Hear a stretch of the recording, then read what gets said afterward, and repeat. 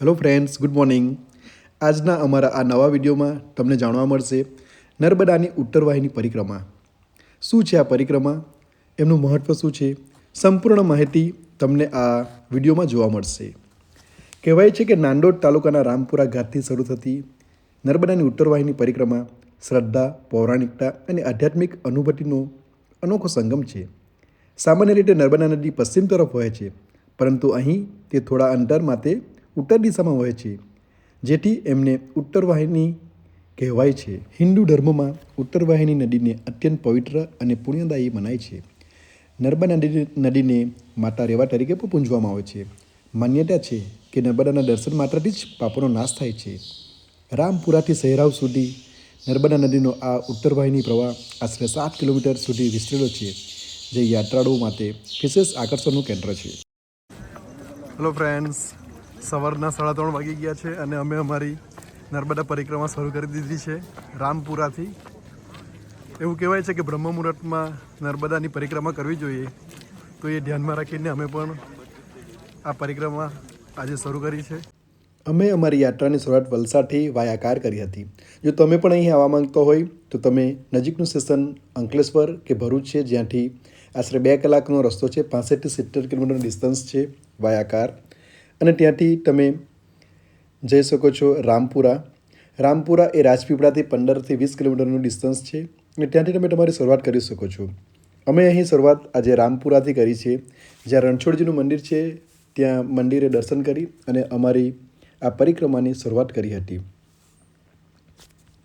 જ્યાંથી ઉત્તરવાહિની શરૂ થાય છે તેવા રામપુરા ઘાટ નજીક પાંડવ ગુફા આવેલી છે, જે પૌરાણિક કથાઓ સાથે જોડાયેલી છે. સ્થાનિક અગ્રણીઓના કહેવા અનુસાર મહાભારત કાળમાં પાંડવોએ અજ્ઞાતવાસ દરમિયાન અહીં નિવાસ કર્યો હતો. રામપુરાથી જ્યારે આપણે શરૂઆત કરીએ છીએ ત્યારે થોડો અંતર આપણે ગામના શેરીઓમાંથી જવાનું હોય છે. ત્યારબાદ લીલાછમ કેળાના ખેતરો હોય છે, ત્યાંથી આપણે આગળ જઈશું તો આશરે 4 થી 5 કિલોમીટરનું ડિસ્ટન્સ કાપીશું એટલે આપણે શ્રી સીતારામ આશ્રમમાં પહોંચીશું. અહીં દર વર્ષે ભક્તો માટે ભંડારાનું આયોજન હોય છે. સવારમાં જ્યારે અમે પહોંચ્યા અહીં ત્યારે અહીં ચા અને નાસ્તાનું આયોજન કરવામાં આવ્યું હતું. મોટી સંખ્યામાં ભક્તો અહીં આ પ્રસાદનો લાભ લઈ રહ્યા હતા.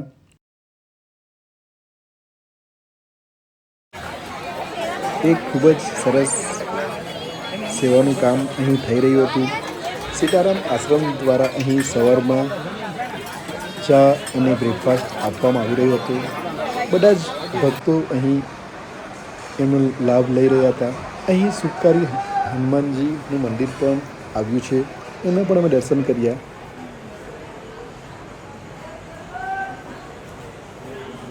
જેવા અમે આ આશ્રમથી આગળ વધ્યા ત્યાં જ તમને સામે નદી જોવા મળશે. થોડા સ્ટેપ ઉતરીને તમે જશો તો ત્યાં તમે મા રેવાના દર્શન કરી શકશો. અહીં લોકો મા રેવાના આરતી કરે છે, દીવો પ્રગટાવે છે અને માતાજીના આશીર્વાદ લે છે. ત્યારબાદ અહીંની શરૂઆત અમે ધીરે ધીરે નદીના રોડથી કરી.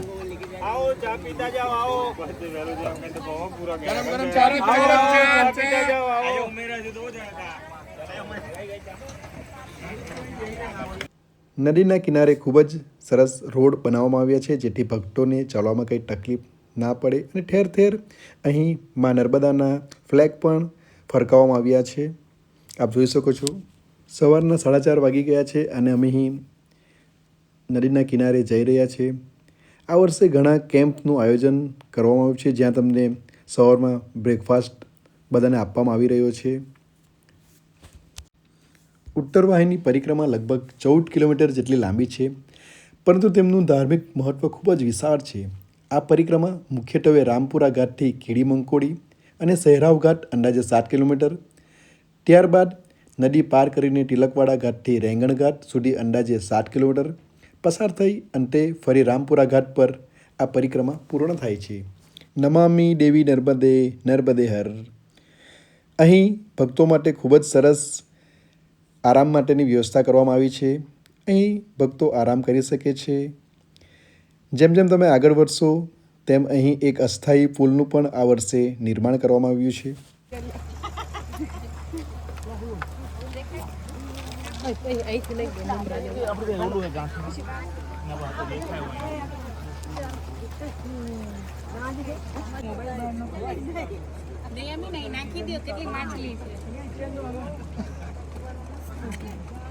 આ અસ્થાયી પુલ પરથી જઈ રહ્યા છે પરિક્રમાના માર્ગ ઉપર.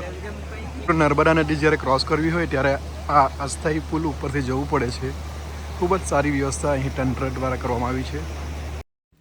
માન્યતા મુજબ સમગ્ર નર્મદા પરિક્રમા લગભગ 3500 કિલોમીટર જેટલી લાંબી હોય છે. પરંતુ આ ઉત્તરવાહિની પરિક્રમા કરવાથી મોટી પરિક્રમા સમાન પુણ્ય પ્રાપ્ત થાય છે, જેથી દર વર્ષે અહીં લાખો ભક્તો આ પરિક્રમામાં આવે છે. આ વર્ષે પણ અહીં 19 માર્ચથી 17 એપ્રિલ સુધી આ પરિક્રમા ચાલશે. જો તમે પણ આ પરિક્રમા કરવાના બાકી હોય તો હજુ પણ થોડા દિવસો છે, આ પરિક્રમા કરી શકો છો. ચૈત્ર માસ દરમિયાન દર વર્ષે હજારો ભક્તો અહીં આવી પરિક્રમા કરે છે અને આધ્યાત્મિક શાંતિનો અનુભવ પણ મેળવે છે. 7 થી 8 કિલોમીટર ડિસ્ટન્સ કાપીને અમે પહોંચી ગયા તિલકવાડા. હવે અમે અહીંથી તિલકવાડાથી રામપુરા તરફ પાછા જઈશું.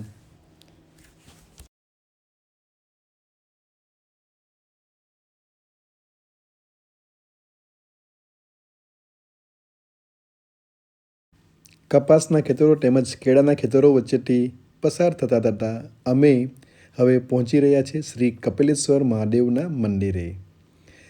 અહીં ખૂબ જ સારી વ્યવસ્થા આ મંદિરમાં દર્શન માટે પણ કરવામાં આવી હતી.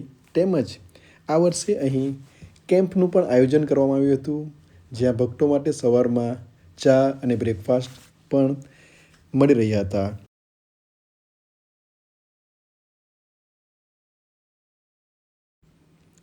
આ મંદિરથી જેવા તમે આગળ વધશો ત્યાં થોડા જ અંતરમાં તમને માં રેવા જોવા મળશે. થોડા સ્ટેપ ઉતરીને અમે પહોંચી ગયા માં રેવાના કિનારે, જ્યાં અમુક ભક્તો ત્યાં પાણીમાં સ્નાન કરી રહ્યા હતા.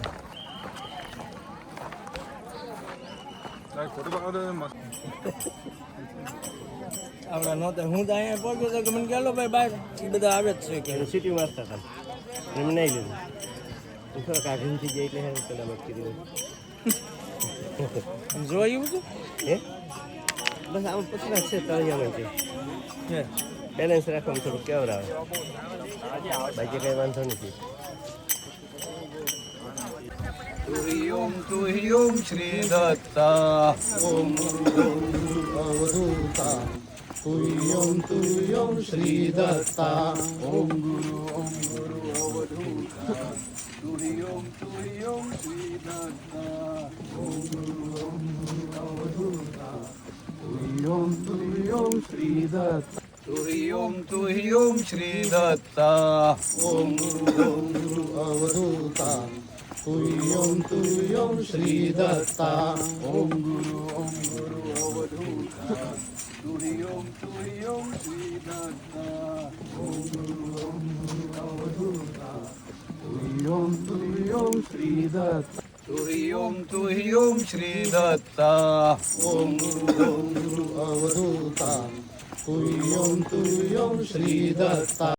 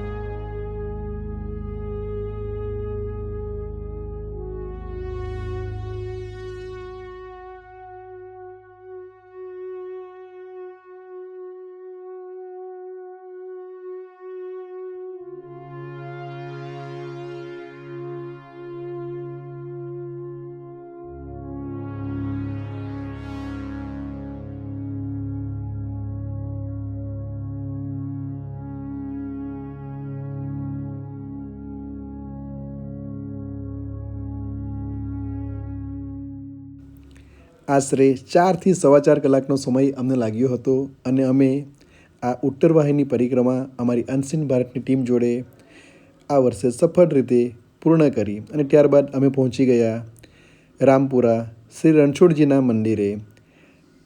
શ્રી રણછોડજીના મંદિરે દર્શન કર્યા અને ત્યારબાદ અમે આ પરિક્રમા અહીં પૂર્ણ કરી. નર્મદે હર.